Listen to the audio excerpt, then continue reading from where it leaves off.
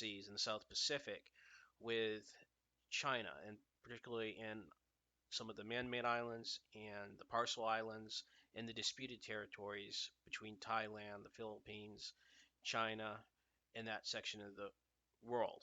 As a recent India news report had demonstrated, this area is even important to India and the entire world because of the amount of traffic that flows through the nearby strait, Pacific Strait, as well as the traffic that goes through for the entire world. So this is really important for everyone to keep an eye on, and why this is going on, especially given the current situation, geopolitical uh, nature of it is kind of sneaky, to say the least, because right now the world is focused on trying to work together and survive, and they're moving in with this contested area.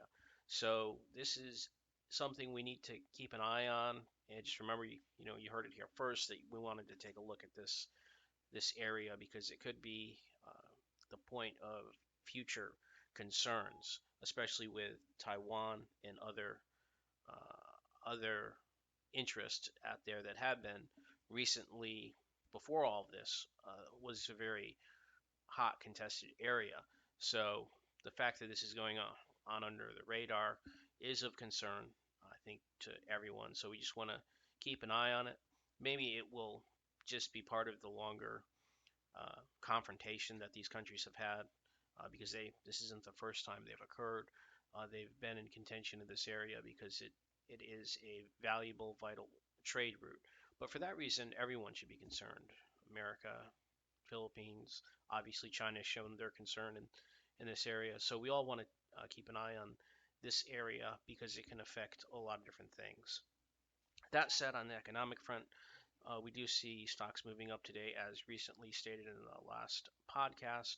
This is part of the bear rally V-shape or slightly V-shaped recovery, a bear market, a dead cat bounce. Well, maybe more than a dead cat bounce, more of a, like I say, a V-shaped rally that goes up and then should go back down, and most likely to much lower levels. The reason that I'm speculating on this, so a lot of people have noted that really in terms of recessions or deep recessions, this current market's only down about 16%, and obviously even as we saw during the housing crisis and then the dot-com bubble, and pretty much every recession that we've had before other than this, it goes down anywhere from 30 to 40, 50%. So we should have a lot more to go. All that noted, I do have one point of interest that may be a good play that you could take, and that's with Netflix. As we see, Netflix stock right here has been basically on the up and up. If we look at the max view, I mean, this is a definite uptrend that we see from its starting levels through all the ups and downs, and especially right now, obviously people are using it. But this is going to give it a lot of momentum going into when things get back to normal, back to regular.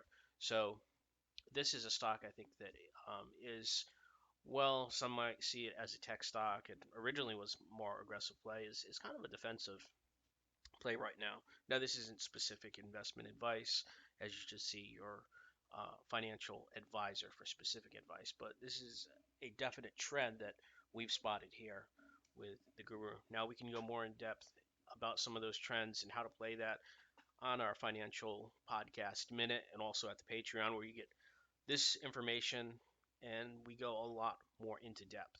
If you're willing to partake in only the entry level of the $3 that the Patreon is currently now at an introductory low level rate, just so we can get people on board. So take a look at it there, and then keep an eye out for your future updates. We're going to try to put these out regularly here for you to keep you up to date with all that we're seeing out in the world that's going on. Until then, have a great day.